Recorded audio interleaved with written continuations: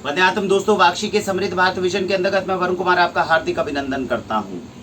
घर के अंदर जो डिटर्जेंट, जिस साबुन का हम इस्तेमाल करते हैं कपड़े धोने के लिए, बर्तन धोने के लिए, क्या कभी आपने समझा है कि वो हमारी सेहत के लिए और पर्यावरण के लिए कितने हानिकारक हो सकते हैं? बहुत बार आपने देखा होगा कि जब आप बर्तन को धोते हैं तो धोने के बाद में बर्तन के ऊपर एक सफ़ेद रंग की परत रह जाती है।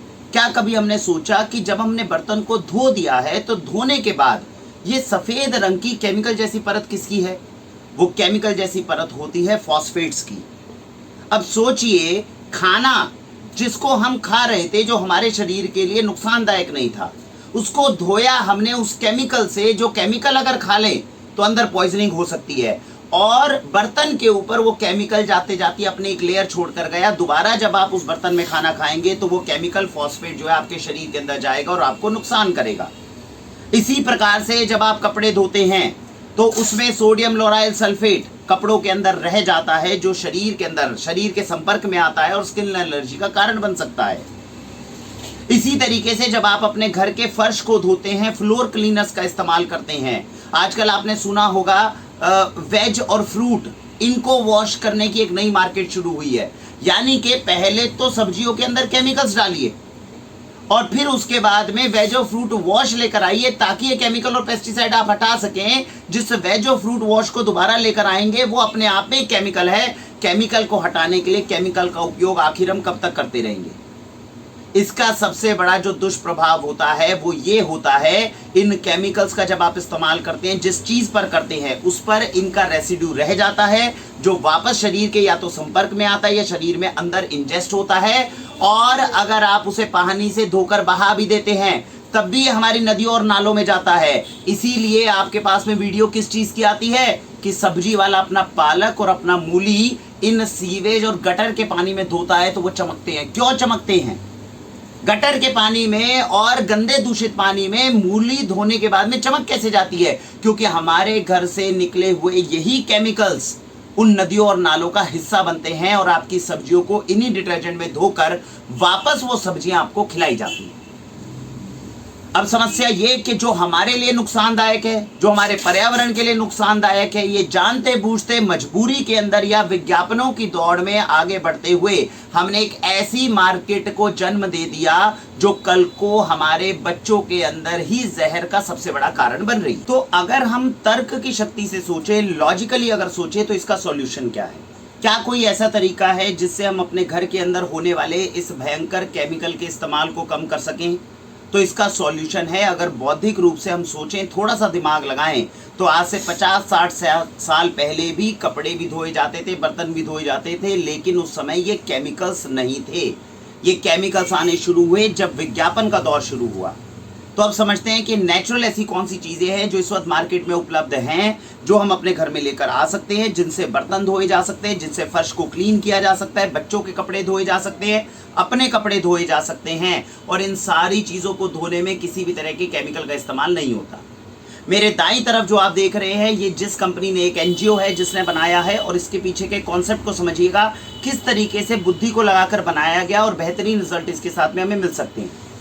हमें अगर कोई भी क्लींजर बनाना होता है तो मार्केट के अंदर वो लोग क्या डालते हैं? सोडियम लोराइल सल्फेट केमिकल डालेंगे, जबकि प्रकृति ने हमें रीठा दिया हुआ है। रीठा अपने आप में एक प्राकृतिक क्लींजर है। फर्क सिर्फ इतना है कि रीठे से अगर आप धोओगे तो झाग नहीं बनेंगे, अगर सोडियम लोराइल सल्फेट या साबुन का इस्तेमाल करोगे तो झाग बनेंगे।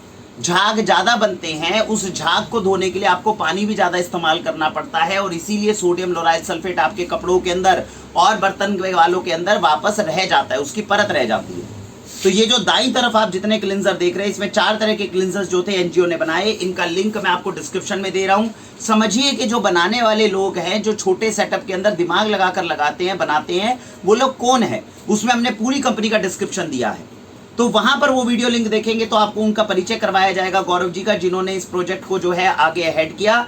जो बच्चे गरीब होते हैं, अंडर प्रिविलेज क्लास में होते हैं, उनको इस तरह की स्किल ट्रेनिंग दी जाती है, इस प्रकार के उत्पाद उनके साथ में बैठकर बनाए जाते हैं, और तब उनके परिवारों तक रोजगार भी जाता है और चीजें जो हैं वो मार्केट के अंदर आती है। इसके अंदर क्या दिमाग लगाया गया है? 2 चीजें लगाई गई। एक तो रीठा, तो अगर रीठा डाल देंगे तो क्या है, कपड़ों की और बर्तनों की सफाई होनी शुरू हो जाएगी।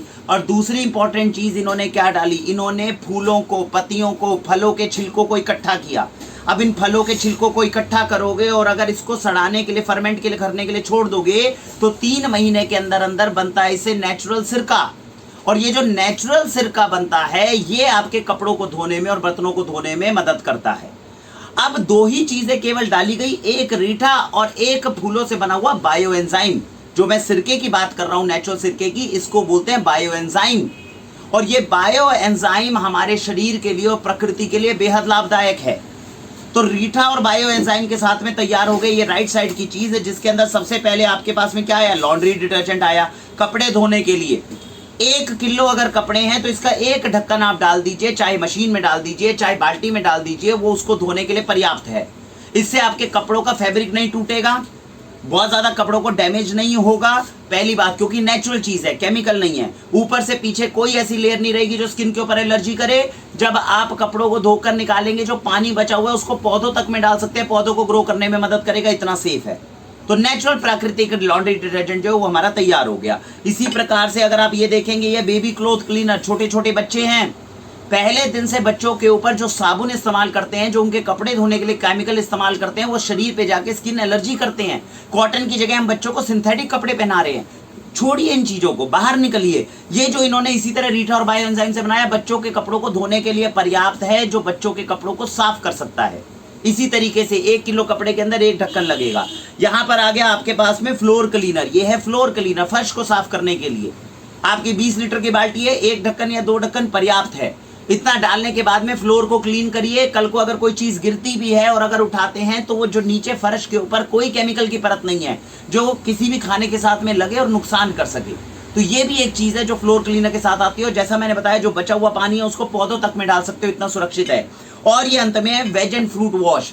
अगर सब्जियों के ऊपर फ्रूट को धोने के लिए आप किसी वॉश का इस्तेमाल करना ही चाहते हो तो कम से कम वो वॉश ऐसा होना चाहिए जिसमें खुद के केमिकल ना हो। तो अगर ये रीठा और बायो एंजाइम से बना है तो जरूर हम कह सकते हैं कि अगर बाजार की सब्जियां इस्तेमाल करते हैं और हमें लगता है कि पेस्टिसाइड केमिकल उसके अंदर है तो उसको धोने के लिए इसका इस्तेमाल हो सकता है। 1 मग के अंदर आधा ढक्कन भी लेंगे तो बहुत अच्छा कॉन्सेंट्रेट, बढ़िया लिक्विड बनेगा, जिससे आप अपनी सब्जियों को अच्छे से धो सकते हैं। इस प्रकार से सब्जियों को धोने में ये इस्तेमाल हो सकता है। मेरी बाईं तरफ देख रहे हैं, 1962 से वो कंपनी है। जब हम इसके ऊपर रिसर्च कर रहे थे तो अलग अलग कंपनीज को हम ढूंढ रहे थे कि कौन कौन सी ऐसी कंपनीज है जो हमें नेचुरल बायोडिग्रेडेबल डिटर्जेंट दे सकती हैं। ये जितनी रेंज मैंने आपको दिखाई है ये बायोडिग्रेडेबल है, मतलब धरती में जाने के बाद में बहुत जल्दी टूटेगी और किसी भी तरीके से पर्यावरण को दूषित नहीं करेगी। तो दाईं तरफ जो आप देख रहे हैं ये है लॉन्ड्री डिटर्जेंट।